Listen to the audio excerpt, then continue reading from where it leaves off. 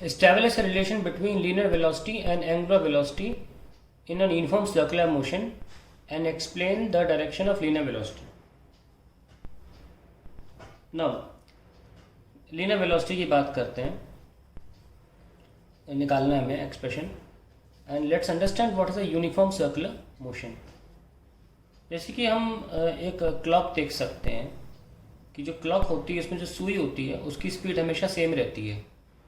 Needle of a clock is a very good example of needle of a clock is a very good example of uniform circular motion. Now एक circular motion को हम ऐसे कर लेते हैं और particle दिखा देते हैं. ये पार्टिकल है, मान लीजिए रेडियस ये है.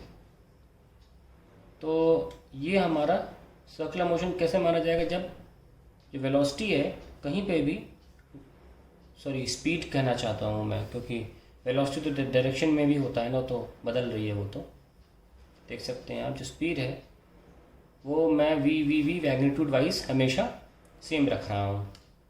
तो हमें रिलेशन निकालना है वी और ओमेगा में. Omega which is like the angular velocity. अब हमें सर्कुलर मोशन का एक छोटा सा पोर्शन लेना चाहता हूँ, बहुत छोटा सा. मान लीजिए बॉडी यहाँ से यहाँ गई, बहुत छोटा नहीं ले रहा हूँ, अभी छोटा सा ले रहा हूँ. और थीटा एंगल इसने एंगुलर डिस्प्लेसमेंट किया. ओके. अब सपोज यहाँ पर ये एंगल है और ये आर्क है. तो अगर आप डिस्टेंस देखें और डिस्प्लेसमेंट देखें, उसमें कुछ फ़र्क है. बॉडी की पोजीशन ए थी, अब पोजीशन बी है. तो डिस्टेंस तो ये और डिस्प्लेसमेंट ये. हम देख सकते हैं कि जो ए बी है वो, अगर मैं डिस्टेंस की बात करूं तो मैं ऐसे लिखूंगा, और आर्क लेंथ की बात करूं ऐसे लिखूंगा. वो आर्क लेंथ से कम है ना. डिस्टेंस जो है वो आर्क लेंथ से कम है. और ऐसे में आर्क का फॉर्मूला होता है arc equals to angle into radius. Radius तो सेम, आर थीटा. तो ये आर्क निकालने का फॉर्मूला होता है. ठीक है. लेकिन हम क्या करना चाह रहे हैं, हम इसको बहुत छोटा, अब मैं आ रहा हूँ छोटे पर, बहुत छोटा करना चाह रहे हैं. देखो कितना छोटा कर दिया मैंने. रेडियस तो सेम है और एंगल अब थीटा की जगह क्या हो जाएगा, डी थीटा. छोटा है ना, आपको सबको डिफ्रेंसिएशन तो आता ही. तो ऐसे में हम क्या करते हैं, हमें ये रियलाइज़ होता है कि अभी इतना छोटा हो चुका है कि A B displacement as well as arc दोनों बिल्कुल क्या हो गए, बराबर हो गए, इक्वल हो गए लेंथ में.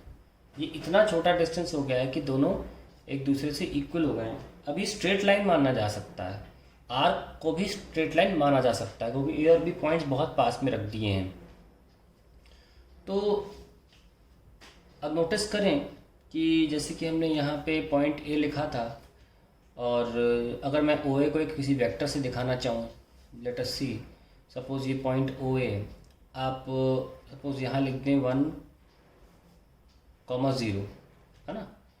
एक ग्राफ पेपर बना लेते हैं और यहाँ पर पार्टिकल था 1,0 पे, और घूम के थोड़ा थीटा डिस्टेंस के बाद वो कहाँ पहुँचा, थोड़ा 1 से कम हो गया ना. यस और नो, 1 से थोड़ा कम हो गया, और हाइट भी तो आ गई उसमें. सो लेट्स 1 से कम मान लो, 0.8 मान लो, हाइट मान लो 1 पे पहुँच गई, यहाँ 1 है सपोज़.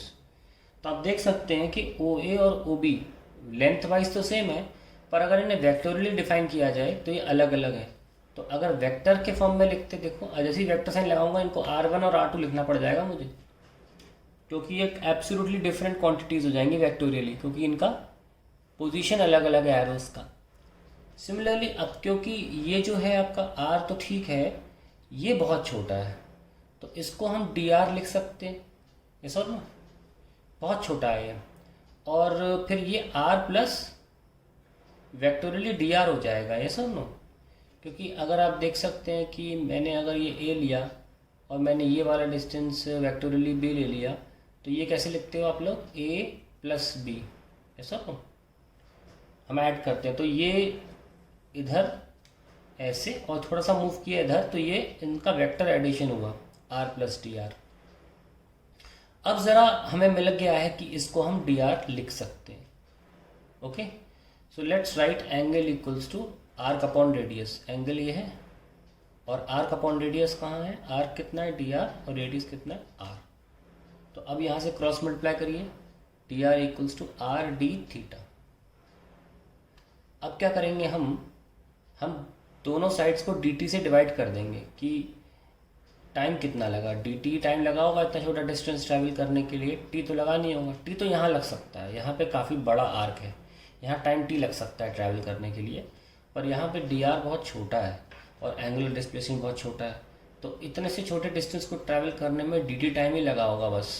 ये लीजिए, तो अब बताइए, ये तो स्ट्रेट लाइन डिस्टेंस है ना, स्ट्रेट लाइन डिस्टेंस है, तो स्ट्रेट लाइन डिस्टेंस जब ट्रैवल करते हैं तो और इसे डिवाइड कर देते हैं टाइम से, तो वो तो वेलोसिटी हो जाता है ना।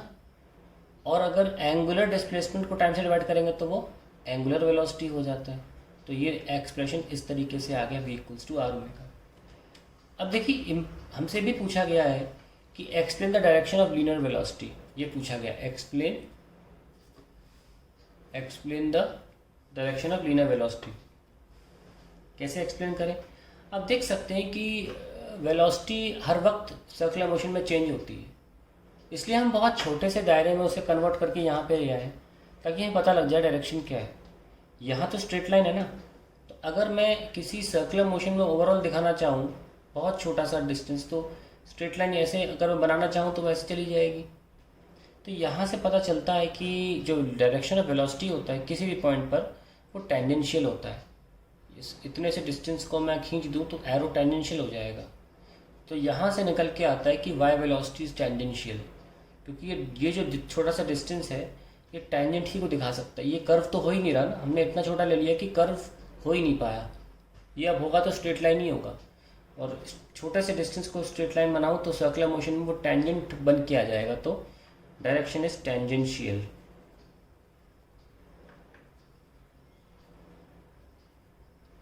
तो ये हमारा आंसर हो गया। So remember that this is how you prove v equals to R omega. अब जैसे कि मान लो एग्जाम में आ गया तो आप इतना सारा थोड़ी ना लिखोगे, मैं तो एक्सप्लेन कर रहा हूँ, इतने से बक्से में प्रूफ कर सकता हूँ मैं v equals to R omega. देखो कैसे, ऐसे किया, ऐसे किया और ऐसे किया, ये r ऐसे लाइन बना के ये dr और ये r प्लस डी आर, सब पे वेक्टर लगाओ, लगा दिया, ठीक है भाई। अब ये एंगल कितना है डी थीटा, डायरेक्ट लिखो, कोई नहीं पूछेगा। Angle equals to arc upon radius, so D R क्या हो जाएगा आर डी थीटा।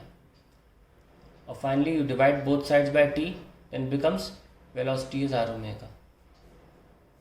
एक तो ये तरीका है, एक सेकंड मेथड भी है। सेकंड मेथड क्या है कि हमें देखो ये क्या किया था, A B equals to R theta, A B equals to R theta proof किया था हमने। आइए ए बी को एल मान लेते हैं, L equals to R theta, ये लेंथ जो है ये इसको हम एल मान लेते हैं। अब मैं बोथ साइड्स टाइम से डिफ्रेंशिएट कर दूँ, D by D T of L is D by D T of R theta. तो जब आप एल को डिफ्रेंशिएट करोगे टाइम के साथ, तो कोई भी लीनियर डिस्टेंस का डिफ्रेंशिएशन तो स्पीड ही देगा या वेलोसिटी देगा, तो वेलोसिटी आ गया। वेक्टर फॉर्म अभी नहीं लिख रहा हूँ मैं, और मैंने शायद किसी वीडियो में पूरा समझाया भी है कि वेक्टर फॉर्म में कैसे लिखते हैं। आर तो रेडियस है, वो तो कांस्टेंट है, तो उसका डिफ्रेंशिएशन नहीं होगा, and you will be left with d theta by D t. So ये लीजिए आर ओमेगा। तो ये इसका सेकंड मेथड है कि आप ये डिफरेंशियल डायग्राम नहीं बनाएं, both side divide by D T ना बोले, डी टी ना बोलें, तो भी ऐसे हो जाएगा कि हमने डिफरेंशियल एलिमेंट नहीं लिया, हमने बड़े एलिमेंट को ही डिफरेंशिएट कर दिया उस इक्वेशन को, and I got my answer. हालांकि इस मेथड से हम ये बताने में सक्षम नहीं हो पाते हैं कि डायरेक्शन ऑफ वेलोसिटी क्या होगा। जब बहुत छोटा सा लेते हैं, छोटा सा सेगमेंट लेते हैं, तो बताने में बहुत आसानी होती है कि देखो टेंजेंशियल है, क्योंकि ये स्ट्रेट लाइन मेंशन हो जाता है, ठीक है। इस वजह से ये जो मेथड है to find out d v and omega relation using differential angular displacement या differential displacement along the circumference of the circular motion, इसमें ये फ़ायदा होता है कि हम इतने छोटे लेवल पर आ जाते हैं कि हम डायरेक्शन बताने में आसान होती है।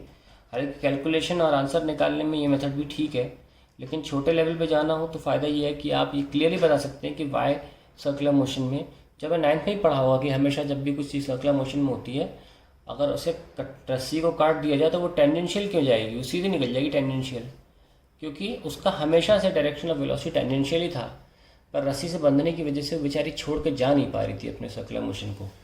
तो ये ध्यान रखिएगा, बहुत इंपॉर्टेंट क्वेश्चन है। Just a 3 line proof. देखिए ये हमेशा ध्यान रखना कि प्रूफ बहुत छोटा है।